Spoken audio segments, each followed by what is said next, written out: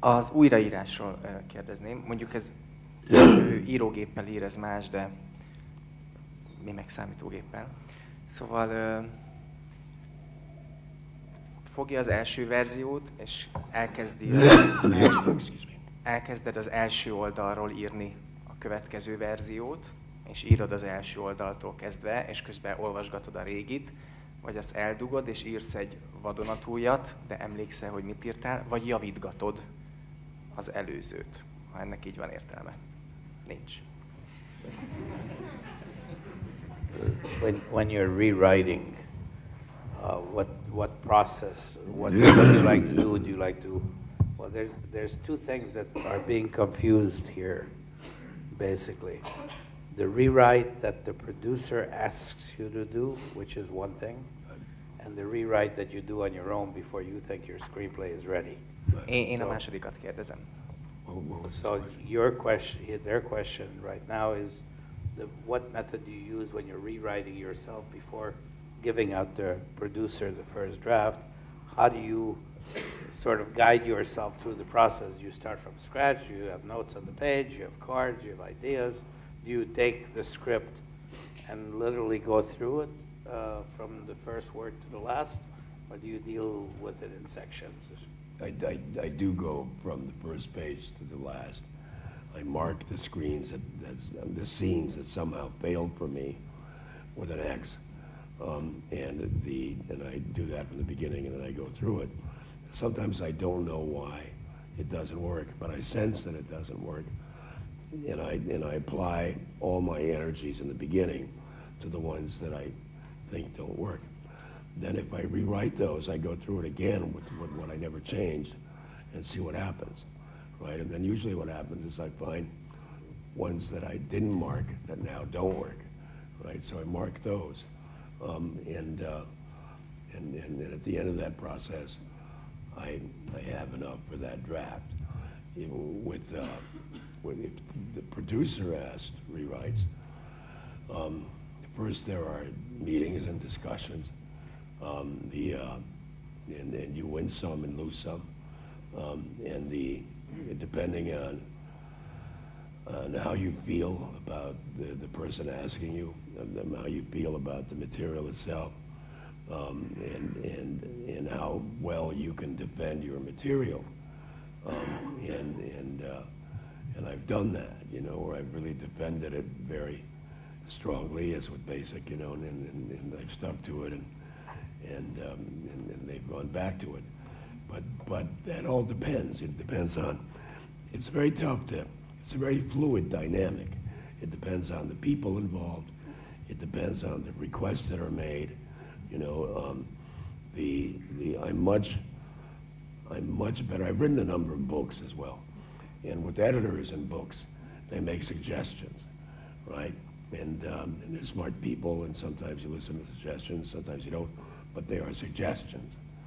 I like working with film the same way. I want to treat them as suggestions. If I don't agree with it, and if I just think this is really awful, and it's going to destroy what I've written, then they can always bring in another writer. I don't like that to happen, but in a choice between screwing up what you've done, that you worked for, and that you put your heart and gut into, and having another writer brought in to do it, if the baby has to be killed, I want it to be my knife. They want to kill the baby, they want to take responsibility for that, that's fine, but I don't want it to be my knife. There's one back there.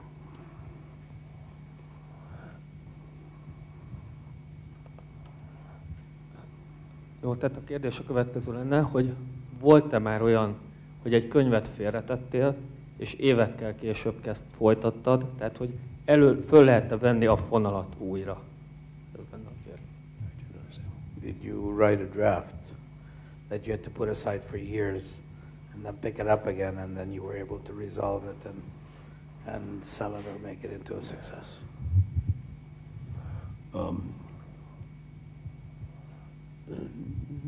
Not exactly like that. I wrote a script called Magic Man, which was about a Hungarian kid who becomes an assistant disc jockey who gets involved in payola stuff, right? And the piece is about moral culpability in terms of the disc jockey is paid off, the kid is a middleman, you know, and it has to do with right and wrong and morality.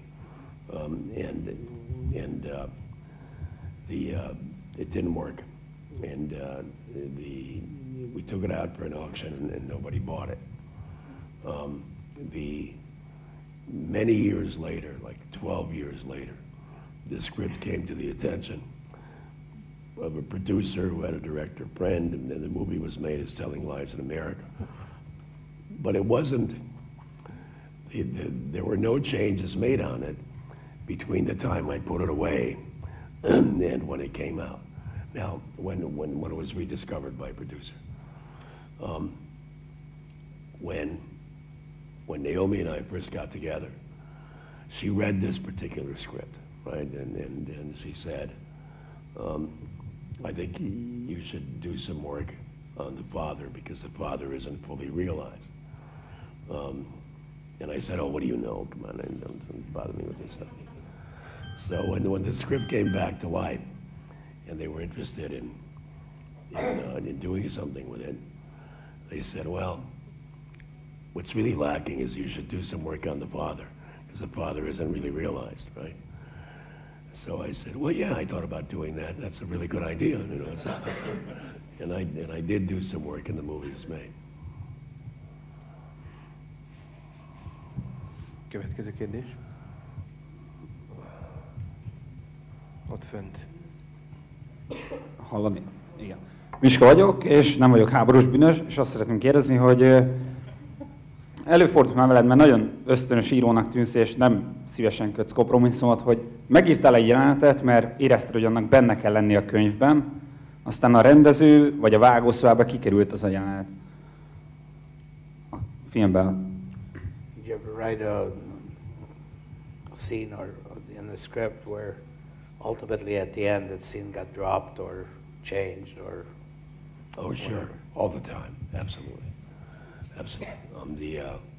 Sometimes I missed those scenes. There were a couple scenes in Showgirls that I thought were crucial scenes that were cut from the movie, and as a result, I don't think we understood Naomi's character very well. Because had they been in the movie, I felt that I could have understood it much better. We could have understood it much better. And on other occasions, on many occasions, the scenes were cut, and they helped the movie move much more quickly.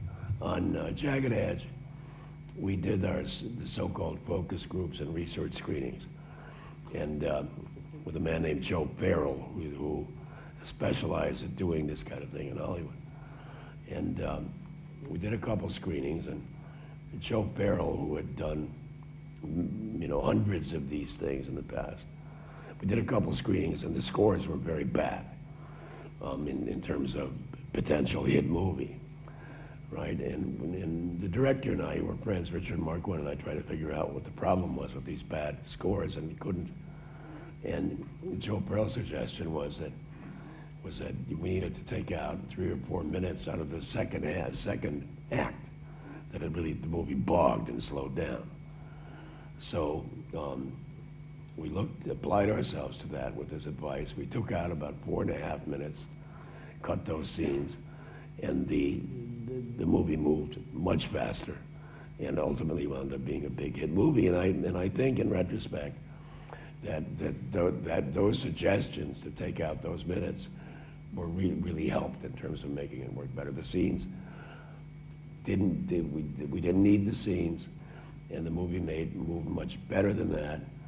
And it's the old classic in classic saying that I believe in on screen, less is more, usually. Less is more. Következő. Two questions. From the dark man here. It doesn't. It works. Thank you. I have two questions for a Now you change. see, now you see, he's calling you the dark man. He's the too. dark man. Two questions. Does it ever happen that Of course, you... of course, please. Two. Right, there you go. That's it. Does it ever happen that you get stuck with the scene? You can't really...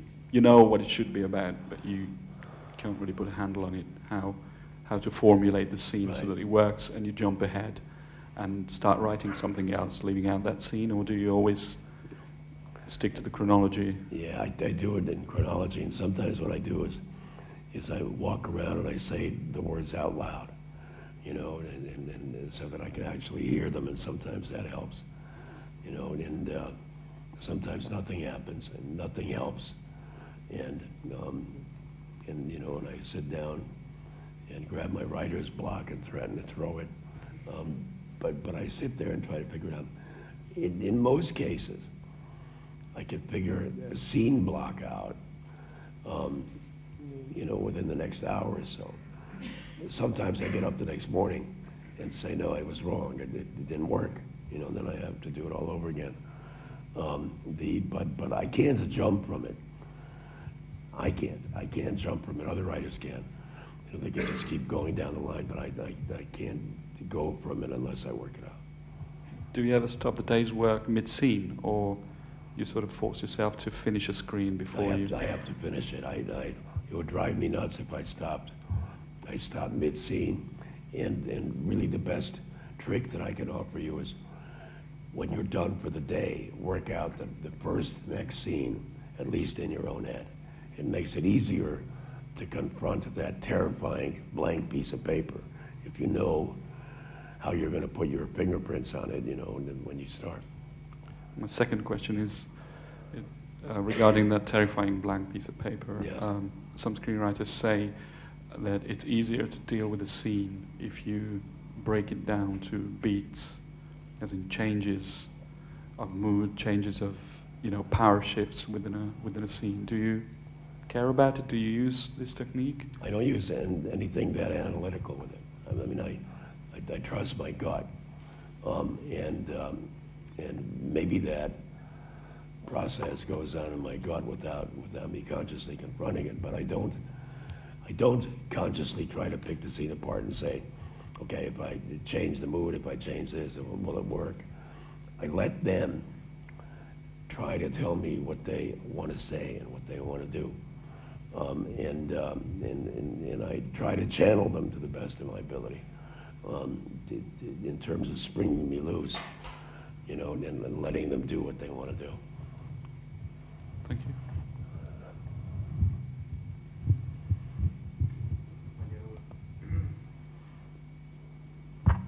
Magyarul lenne egy kérdésem, karakterekről. Mind a Flashdance-ben, mind az Elemi Ösztönben, mind a Showgirls-ben olyan női karakterek szerepelnek, akik vagy femme fatale archetipusok, femme fatálok, vagy mondjuk azt, hogy a striptease bárban, az éjszaka világában dolgoznak. Honnan jönnek ezek a karakterek? Mi inspirálja őket? He said, I should translate this for you. He said that in several of these scripts we have either femme fatales or women whom he defined as ladies of the night. Right? And he wants to know where these characters come from. Well, one, you know, I really have a good imagination. All right, let's start there. Two, you know, I've done my share of living in the 60-some years. I've always really liked women. Maybe I've been drawn sometimes to women who are seemingly dangerous, you know, who are free and outspoken and maybe a little nuts, and the present company accepted, you know. And I think all of that past experience, you know, it comes to play when you're writing a woman like that. I have fun writing women like that because I like them to be strong, to bust your balls, you know, to go after you with stuff, to do unpredictable things, and both in a civilized and an uncivilized manner. I like a woman who was has a certain kind of sexual existential threat. It's fun, you know. It's fun. It's fun to be with people like that. I don't write a lot of real namby-pamby women, you know, because I haven't spent a lot of time around namby-pamby women, you know. So you're right when you know maybe, and, forgive me, you have to have a great imagination. So the two things come together.